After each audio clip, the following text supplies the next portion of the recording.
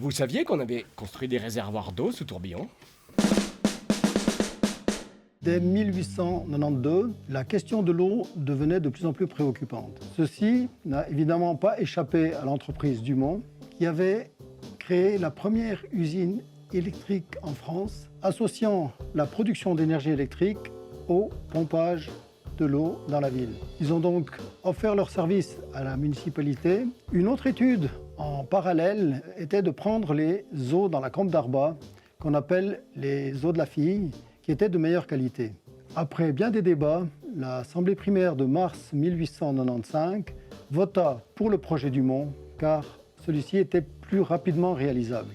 Ce projet consistait à turbiner les eaux de la borgne et amener les eaux de pompage dans la nappe phréatique dans un réservoir situé au sommet de la ville. On peut d'ailleurs toujours voir les ruines du canal d'amener des eaux des turbines Dumont sur les rives droites de la borgne, ainsi qu'on peut toujours se désaltérer au réservoir, puisque ce n'est autre que le café du réservoir à Plata, en face de la caserne des pompiers.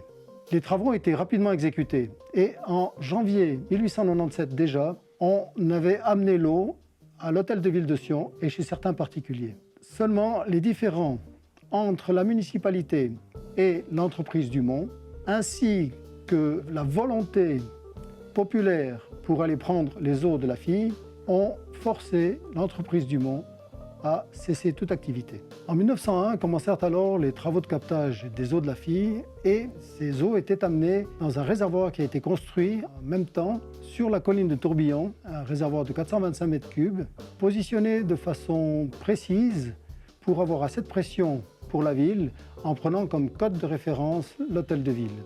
Bien sûr, en allant chercher l'eau des sources, on avait moins d'eau dans la Sionne. C'est pour ça qu'on construisit à cette époque, de 1901 à 1903, le BIS de Sion, qui restituait l'eau prise par les sources pour l'eau potable.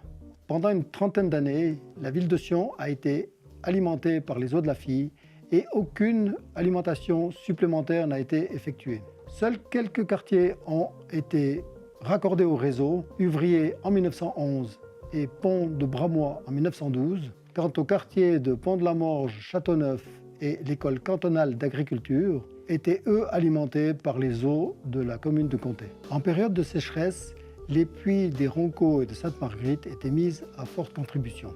On décida alors d'augmenter encore la capacité de stockage en construisant un nouveau réservoir sous le château de Tourbillon en 1964 d'une capacité de 6000 m3.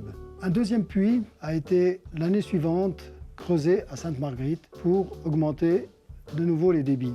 Mais en 1981, le puits, malheureusement, s'est ensablé.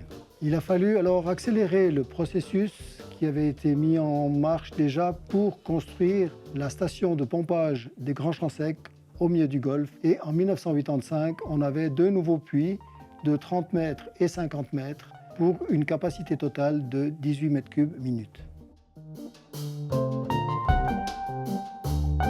On peut également préciser que pendant cette période, on a profité de l'eau de gravitation des sources pour installer des turbines afin de récupérer l'énergie de cette eau potable qui descend naturellement.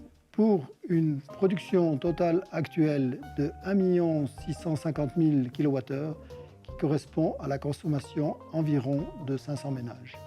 On se rend bien compte qu'avec l'augmentation de la population, avec les problèmes qu'on peut avoir sur des captages, sur des pompages, la problématique de l'eau perdure actuellement encore. Plusieurs solutions sont envisageables. Il faudra sensibiliser la population à la valeur de l'eau potable et de son utilisation rationnelle.